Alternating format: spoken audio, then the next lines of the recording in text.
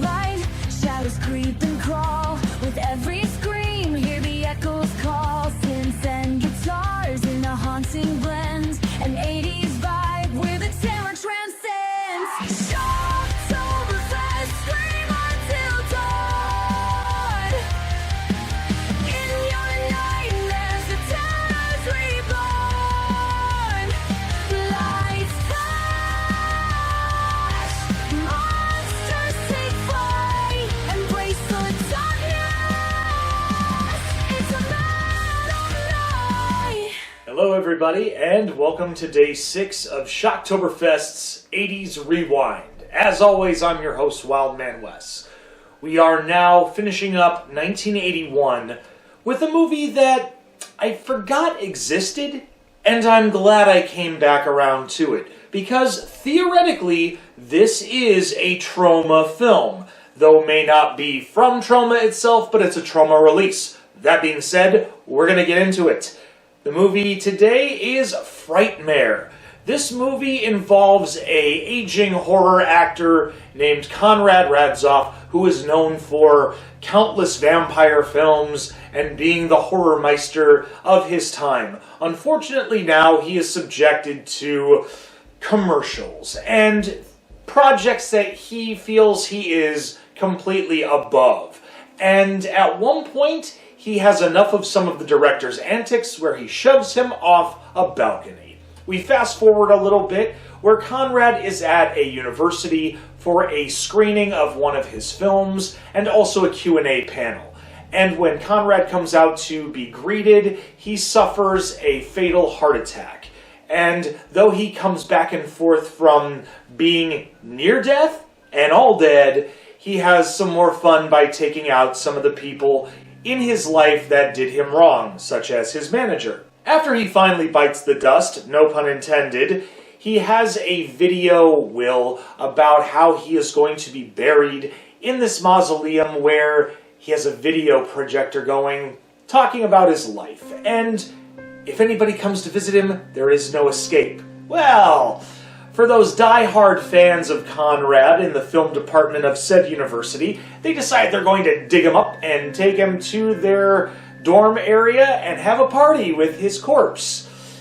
While that's going on, the widow of Konrad named Edda feels like something is off, so she has a seance, and Konrad is brought back from the dead, taking out these film students one by one, until there's one student named Meg who didn't like the idea of taking Konrad's corpse in the first place. She tries to call Edda, she tries reasoning with Konrad's spirit, she tries reasoning with her boyfriend. All does not go as according to her hopes and plans. Eventually, she takes a stake and drives it through Konrad's chest, dispelling his evil curse of being undead. After Konrad is put back into his casket, his widow Edda goes and takes some of his jewelry as well as money that was buried with his body. Konrad awakens briefly to take her out by stuffing her mouth with money. And that's the end of the film. This movie is very cut and dry. We have a character that is a aging and out-of-date actor that is well known for his typecasting in a certain genre, and you have to subject them to commercials or something that's below them. I guess the best way I could describe the situation for Konrad is Adam West syndrome. For those of you playing the home game or didn't know who Adam West was, you're living under a rock because he's been around for a long time, even after his death in 2017. Adam West is the definitive TV campy Batman from the 1966 series. And after Adam West had done prior shows to Batman, where he actually had a lot of notoriety, Batman made him typecasted into the campy Batman. They only wanted Adam West for campy characters. And also riding an elephant in the middle of a county fair, but that's another story. For Konrad's character, horror meister, vampire. Let's make him a vampire in a commercial. Let's do something with him because if he's only done horror stuff, well... And unfortunately for a lot of people in the horror genre and just in horror movies, and that's what they've done mostly, they get tied into that. And it is very unfortunate because there are a lot of people in the genre that have been in countless movies that have done phenomenal work inside and outside of the genre. But now I digress, and it's time for me to get off my proverbial soapbox and move on to this review, shall we? Okay. A specific thing that I noticed that was interesting about this film is that from the beginning, Conrad, after pushing the director of the commercial off the balcony, he says, take 28, or take this, or take that. And as the movie progresses, where Conrad's spirit is tormenting these college students, it feels like when he says take, it's another word for victim. And that is kind of interesting because in essence, his whole life, living and dead, is a movie. And especially as he's a member of the undead, he's ready for his close-up. He's ready for another kill. And that's interesting to me. That may not be the case, but that was what that's what I derived from it. And it put a smile on my face, thinking that it was a really, really dark joke. Much like any other horror film, we're going to have nods as well as the incidentals that we all know and love, for better or worse. We do have the obligatory raging hormones amongst all the college students. And as I bring up the concept of nods and homages, there is a lot of inspiration from other horror films, and also just showing respect. Now, we've talked in the past about movies being rip-offs and giving nods. This is actually, like, not just nods, but as I mentioned, showing respect.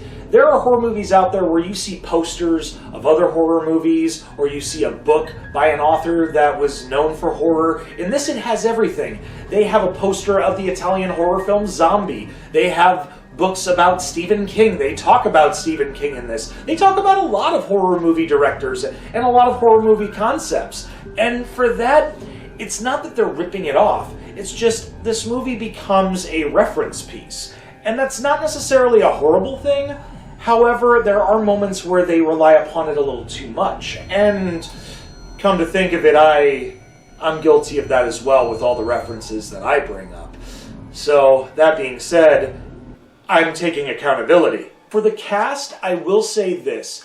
There's a few names that I recognized and some that I didn't. When I saw the main character of Conrad, I had to look, and the person that plays Conrad is Ferdy Main. I wasn't very familiar with the name until I did some more research. He was also one of those actors that was well known for playing vampires. He was up there with people like Bela Lugosi. He was up there with Christopher Lee. And I need to start looking at some of the movies that he was in, so that way, near down the line with other Shocktoberfest series, I can start doing reviews on that and see if I can find some parallels between those performances as well as this. When I said that there were other familiar names, Jeffrey Combs is in this movie, Herbert West, the Reanimator himself. We also have smaller parts. We have Leon Askin and Nina Talbot, and I didn't remember their names offhand, but I remembered their faces. And Nina and Leon were members of a cast from another show that I loved watching reruns from, Hogan's Heroes. So, when I say Leon Askin, he played Burkhalter as Clink, you are a terrible singer. You need to sing at the Russian front. Oh, shut up, Clink. That's my imitation for the day. But I'm going to back off on that one because we've had enough talk about this film for the most part. Now that I've given a little bit of a rundown of the movie and some of the things that I remember, whether I liked them or not, it's time to grade this film. This movie is very well thought out. There are some moments with pacing as well as relying on references a little too much. It doesn't destroy the film. However, it's expected in a movie that's released by Troma. Troma's known for a lot of campiness and schlock, and some people could say bad movies, but the fact of the matter is, there's a lot of films from Troma that are really, really good. And we're going to get into some of those a little bit more down the line, especially in this series. When it comes to being unbiased on a Troma film, especially when it comes to grading it, for this one, I really appreciate what they did. Rewatchability, It's hard to say. I could probably watch it at least one more time. I was really walking into this thinking I was really going to enjoy it more than I thought I would, but I did zone out a little bit. But I still appreciate what they did. And for that, I will give this movie a solid B. I love what they did. There are things that I could do without, even if it is things that I do on a daily basis. Well, sorry, folks. Pot, kettle, Well, we hope you enjoyed this review on Frightmare. If you've seen this movie before and you agree with me, leave a thumbs up. If not, I understand. It is what it is, because not every horror movie's for everyone. This one, I would say it's not that it's not for me. It's just, it's not one that I would probably watch every year. So, if it's something that you want to watch every year, that's great. And I hope you do, because I want to make sure that you enjoy the movies you like. Other than that, make sure you share on social media, push that little red button. Let's get up to 500 subscribers before the end of the year. Also, make sure you ring that bell for instant notifications. Until then, I'm Wildman Wes, and we will see you next time for Day 7 on Shocktoberfest 80s Rewind, where we move on to 1982. Take care, and as always, stay scared, kiddies.